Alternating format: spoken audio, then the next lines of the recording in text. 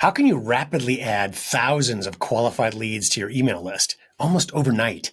And once you do, how can you keep growing your business by 25 to 50% year after year? Today's guest did exactly that. After launching a breakthrough beauty product, she created an entirely new category and built a thriving brand.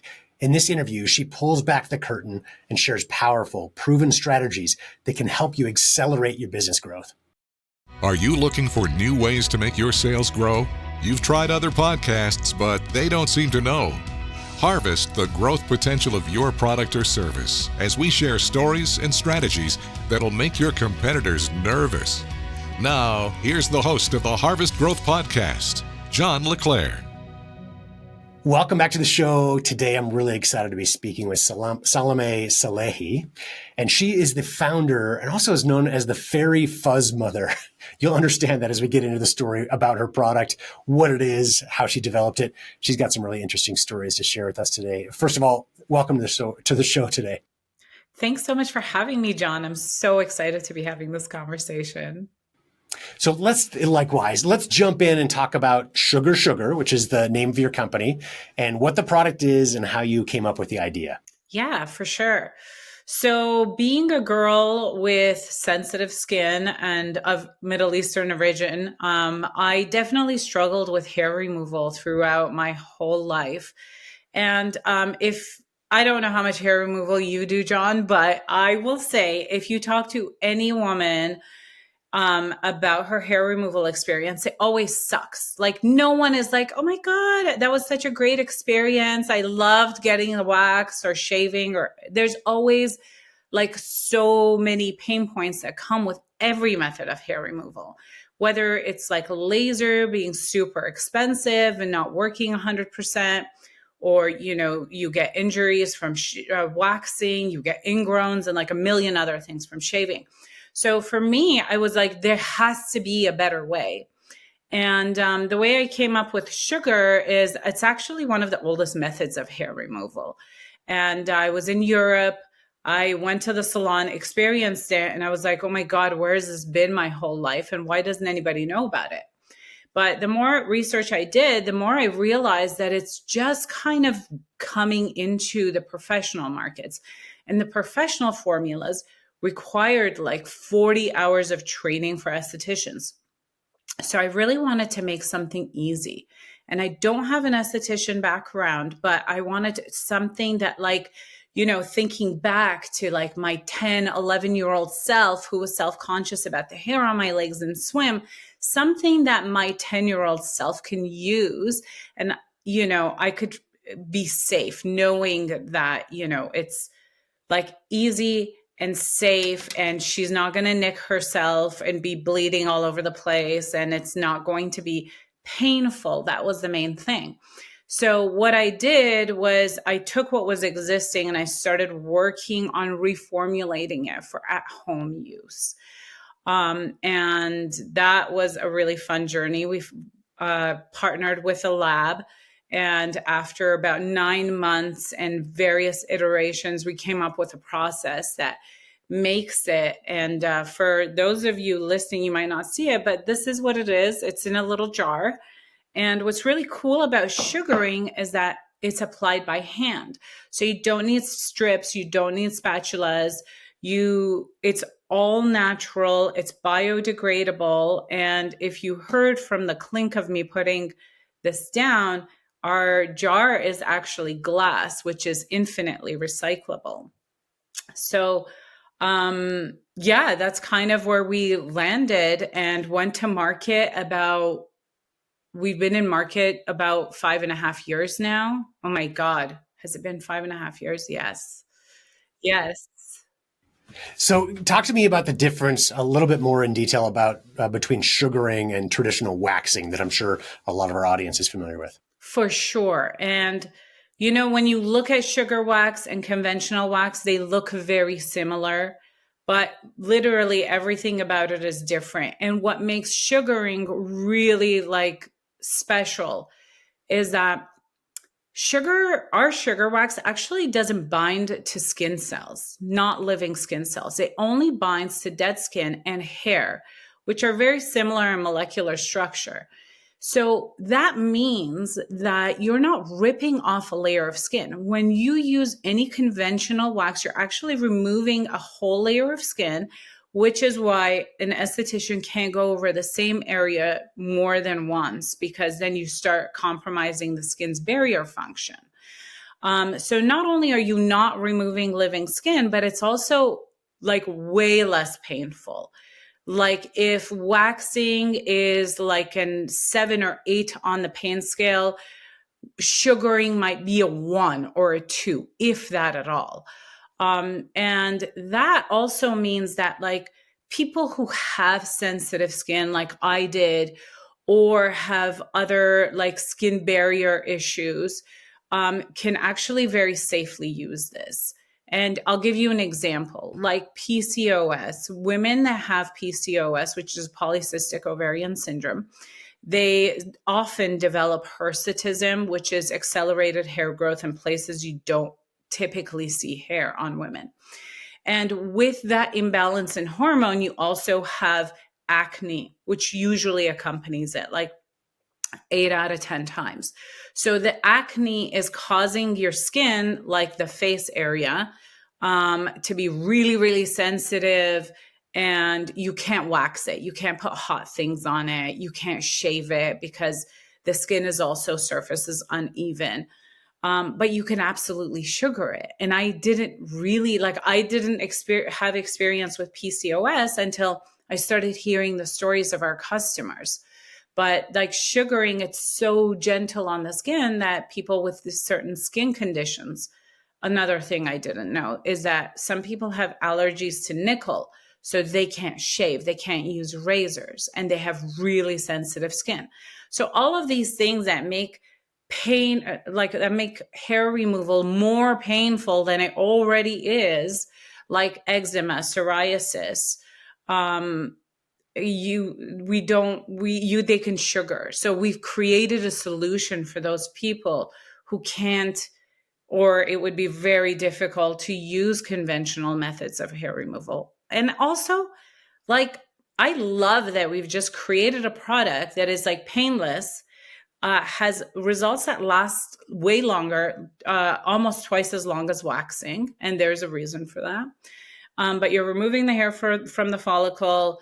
It's like a great experience. Your skin feels amazing. One of the most common comments that we hear is, I can't stop touching my skin, because you've removed all the dead skin and now you're like baby soft, and there's no ingrown, and there's none of this other stuff that comes with like everything else. So it's different in those ways. It's an amazing solution. And you mentioned how in the beginning it was new even for professional locations and estheticians, et cetera, to use. They have to get special training for it. And so when you first launched this, it was even newer for in the consumer market, right? For people to buy this for themselves and to do it at home, which means that there's no blueprint, right? So I talk a lot about on this show and with our clients, a phrase that I learned from an old boss of mine many, many years ago, of borrow with pride, right? So learn from the competitors in the space what they're doing, right? Not to copy, right? But see what's working and see, okay, so these marketing channels are obviously working. They're spending a lot of money there. This is the type of content that works. How can I use that as a starting point to get sort of a baseline and then make it way better, right? So we've talked a lot about that on this show, and it is a good approach. It really helps in the early days of a new launch.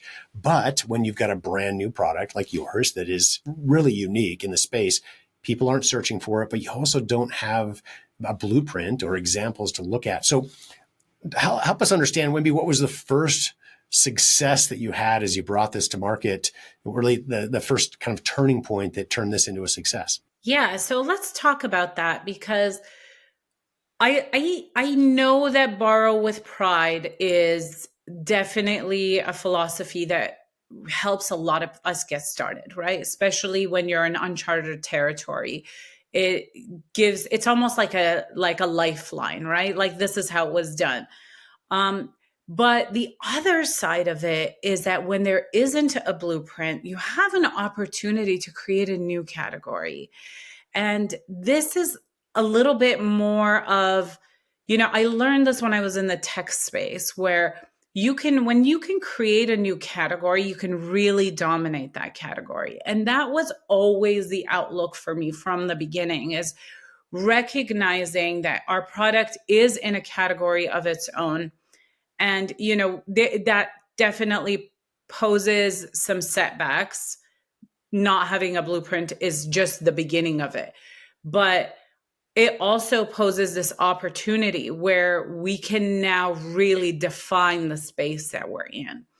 And it did mean that, like, a lot of our launch strategy was focused on education and content around awareness and educating the consumer about all these things, because, like, even still, we still run ad campaigns, and we'll get like little comments that, like, ooh, that looks painful, where it's not, because that's what people are associating with. But I think there's tremendous opportunity to create a new category. Like when the iPhone came out, I know we were talking about Steve Jobs a little bit earlier, but that was a new category, and Apple was really able to, like, dominate that. And so while it's scarier, it does create a greater opportunity. And I think, like, now, 5 years in market, I don't think there's anyone who has heard of sugaring and hasn't heard of sugar. And just to kind of go back to your question, the last piece of your question about how we were able to succeed. What was one of the first big successes? As when you are creating a new category, you're throwing a lot of spaghetti at the wall and seeing what sticks. So we did a ton of testing, and I was really surprised that one of, like, the oldest methodologies in marketing really struck a chord for us. Like, it gave us our first hockey stick inflection, and that was PR.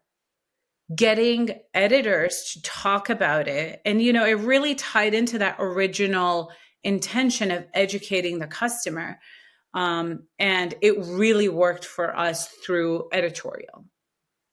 And I think PR can be a great strategy for new companies as well, especially like yours, where you're creating a new category. You need to educate a new audience and find them.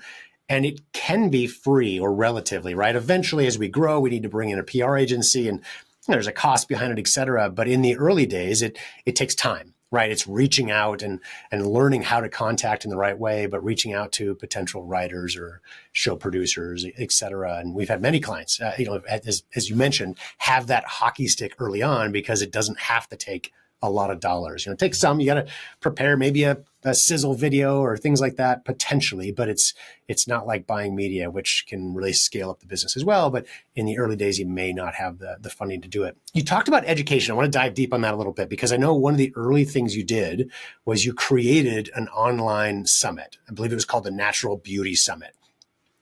And it's, that brought in people to learn about you, created you as the expert in this field. Can you explain a little bit more about what that summit was and how it helped to further grow your business? Yeah, it was definitely one of those lemonade moments, I think, early on, because, we had been formulating and building our facility, because we actually manufacture the product, because it's the formula and the treatment of the formula is so unique.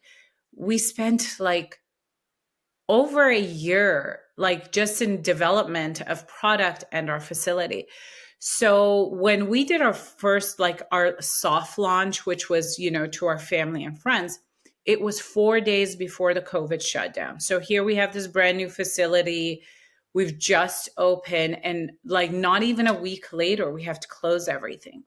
So that kind of put me in this position of, like, oh my God, what am I going to do? Meanwhile, at that point, we were taking pre-orders because we didn't have all of our componentry. Of course, COVID hit China first. Our glass factory closed down, right? Like maybe days before our container was to get shipped out. So I'm in a pickle, right? Like I've invested all this time, all this money. We've just made a announcement. People are, doing pre-orders, expecting to get the product like relatively soon, and we can't ship. And then the other thing that was also happening in parallel is I'm also an environmental activist. And as I was developing this product, one of the things that, like, before I knew about sugaring, I would go to like a waxing salon and there was so much waste, right? Tons and tons of waste, especially, I won't name names, but there are now salons that apply a wax, which is literally plastic that cools and shrinks on your skin and hopefully like grabs enough of the hair and then it gets pulled off and then it goes in the garbage. So it's like a plastic bag, every strip. And I was really disgusted by all of that. So one of the reasons why, like our powder here, if you can see, it's in paper, it's in a paper tube. We use minimal amount of plastics and we're really conscious about that. And even in like formulations, it was, about like, well, we have a very long blacklist. I'm sure if any of your audience is familiar with the beauty or personal care space, they know that like most of everything that's on store shelves is quite toxic and like not good for human health. So I wanted to create something that like wasn't bad for you, wasn't bad for the earth, and it gave you great results.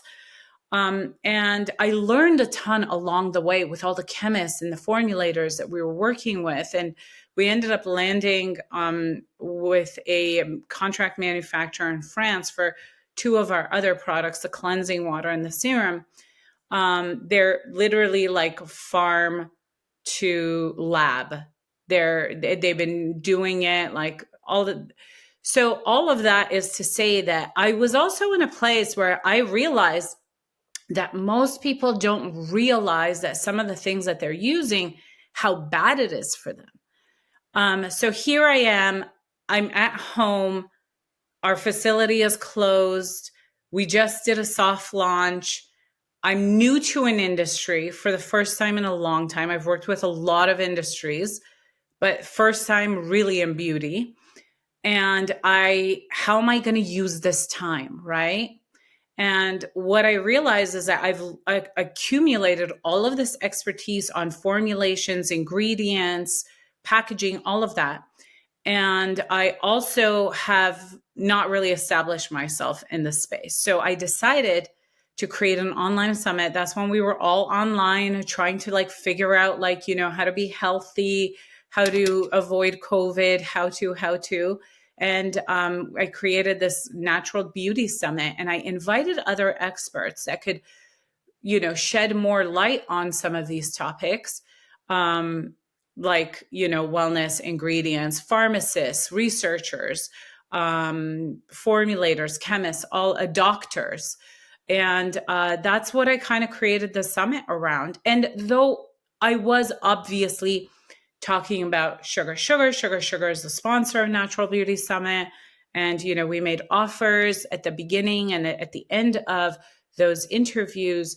But ultimately, it was the core of it was one of our core values that would resonate with our ideal customers' core values. Because if someone is going to, stop shaving and start sugaring, there's a learning curve. And for them to do that, they have to care about something.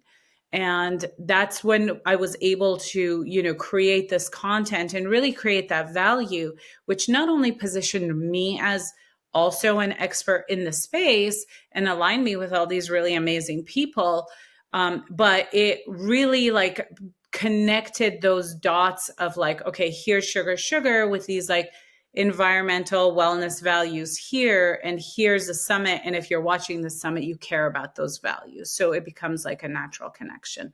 Does that sort of answer the question? Yeah, absolutely. And I want to tie that back to education and the value of educating our audience about, not only our product, but the category.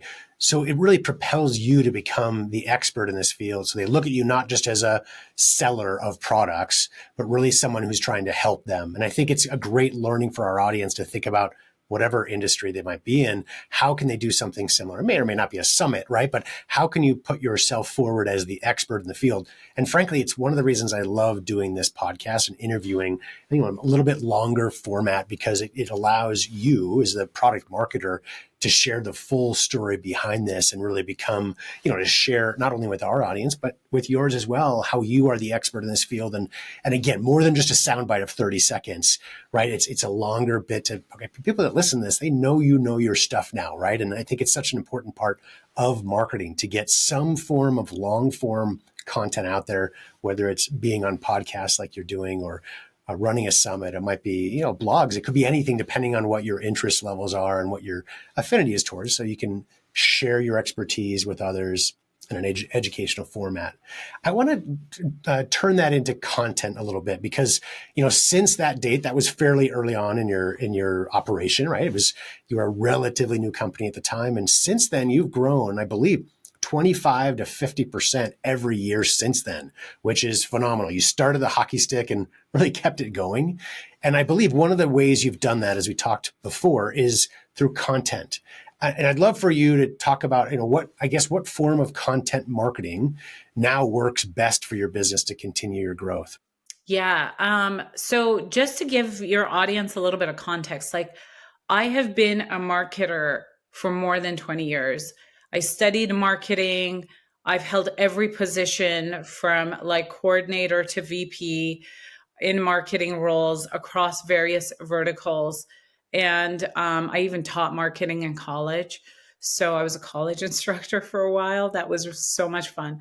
But one of the core things I think that has always been a common thread, no matter who I was working with or what the industry was, content is so it's almost like the blood of the marketing, because it's what tells the story. It's what resonates with your audience. It's what's going to make you sticky in someone's mind, right? It's what's also, this case of sugar, it's also what has really garnered a lot of loyalty, because like you said, we're creating all this content. Yes, we want to have time and attention from our audience, but also to convert them. But when you connect in an authentic way with your audience, when the values of your product are authentically aligned with the content that you're sharing, it not only makes them trust you, but it really allows your audience to lean on you for the expertise.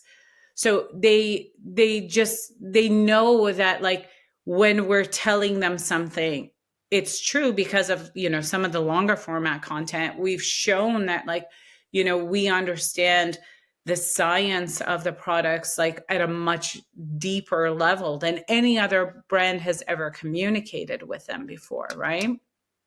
So content is so important. And I think it's how you're constantly sharing your brand story, but that brand story is also evolving. So it's also allowed us to let our audience know that hey, now we're here, now we're doing this. And it keeps them connected to you. And we literally have customers that I'm not sure if I'm jumping into subscriptions now, but basically because of the content we've created, then they'll jump into, they'll become subscribers. And we have customers that are on their 30th something order.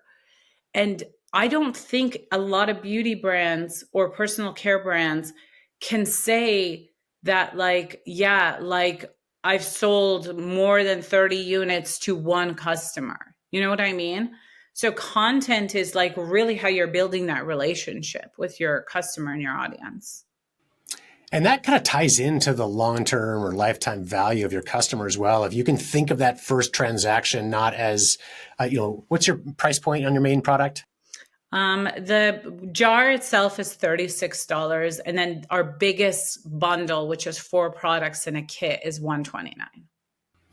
Perfect. Thank you. So just from a mathematics standpoint, if you've got a new customer, the least amount maybe, or at least of your main product that they could represent is $36, right? So if it costs you $40 to get a $36 customer in marketing, media, et cetera, then that's not a business you could continue very long, right? If that's your ultimate revenue or lifetime value of that customer. But when you've got somebody that, I'm sure it's not the average at 30 months, but call it 10 even, right? If you have 10-month average or 10 units or subscriptions that are sent out, that $36 becomes $360, right? Now, all of a sudden, you've got an amazing return on your investment long term. So it's about finding strategies or ways to make, as you said, your product sticky, right? And content is one of those ways to do it. What forms of content, like influencers or content creators, or where does that come in that has worked best for your business? Okay. So influencers and content creators, I think, have been not my favorite. I'm going to be honest. It's like really the best kind of content, the content that has garnered the most like attention and results has been educational content. So some of the things that we do once in a while is we'll do like these mini master classes for people who are, and they're totally free. In fact, anything that we do, whether it's like a mini master class or a summit, everything is free. And what we're doing is we're capturing those emails so that we can start, we can get them into the funnel basically. But like mini master classes has been incredibly effective. We probably don't do them often enough. Doing now that social media is changing a little bit and they want to see more long-term format content. We've got a lot of that in the works. But for us, because our product is like, even the application of the sugar is so different. It's a lot of visual content. So videos, we've been asking customers, like real customers, we're like, oh, this customer's had like 5 orders. Maybe we can ask them to like send in a video. Like that has worked really well. What I will say, I know that when people think content, a lot of business people get overwhelmed by social media and they're like, oh my God, it's so much work. It's so much content and I hate doing it. Right. And I found that like creating content banks, like we'll do like 1, maybe 2 shoots in a year and we'll get like a lot of video content. We'll get a few models. We'll have all the product. Like then that we have this is like our look and feel for the year, right? But working with influencers, especially when you have a product that there is a learning curve, it is a new category, it is nuanced because like you don't apply it. Like if you see wax, you're going to want to bring out your strips and spatula. Like all of our customers watch the 1 or 2 minute video tutorials that we have on YouTube, on our How to Sugar page on the website. So there is a learning curve that they have to get over, right? And when you have influencers that are getting like, products sent to them constantly, they're not really most of the time taking the time to like, there have been a few and they've done it and it's been great. But as a brand, as a new brand in a new category, for me, I don't want to say a perfectionist, but I think everything that I do, I want to do it with excellence. And the fact that I can't control how they're using the product or what they're saying about it, or like whether they've taken the time, it hasn't worked out great. There have been some content creators, like we've sent them product, they've sent us little clips of their shoot, and I was like, please don't post, that's a disaster. You know what I mean? It's also not aligned with the values of our brand. So that consistency in your content and your messaging is really important. Like having a clear content strategy and reviewing it like every 3 months, a mini review, but really reinventing it every year is super important, I think. I love that. Well described. So I want to ask you, we've got just a couple more questions. One is, are there any resources that you recommend that have been helpful to you that could be helpful to our audience as well? Yeah, I think that, I'm a lifelong learner and I'm just very curious and I love learning and I love learning from people who have done things with excellence. One of the podcasts that I was really helpful to me in the early days was How I Built This with Guy Raz. And because it's inspiring, you see the beginning of the story, you hear about the end of it, and it's all these wonderful, happy endings. And it's very encouraging because, being an entrepreneur can feel lonely at times. And sometimes you're in the dark when you're creating a new category. So that's been one of the favorites. I love Tim Ferriss's podcast. Like even before I started the business, like I love the way he thinks about, systems and efficiency. Love that. And then I also really love learning through other people's stories. And I've always really loved autobiographies. Walter Isaacson, I think, has really created he's just got a different style with autobiographies, and it's so balanced and it's so truthful and it's like ugly and beautiful and all the things. And he's an incredible researcher. So I like those non-glamorous, real stories of people and just understanding how leaders really think. And what are like all of our gifts come from having overcome some obstacle in our past, right? Or like COVID hit, I had to shut my facility down when I was just getting started. But then I created this other thing, which not only served the community, but it also helped me build an audience of 5,000 plus. So, yeah, like looking at inspiring leaders and learning about their stories and how that alchemy happens where you turn lemons into lemonade, or sugar wax in my case.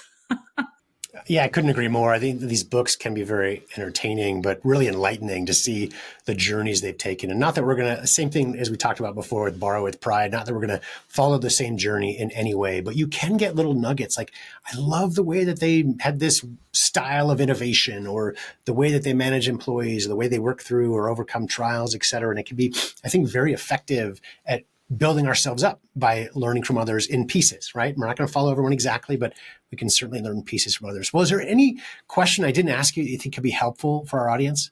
Oh my gosh. Well, you can learn more about Sugar at sugarsugarwax.com, obviously.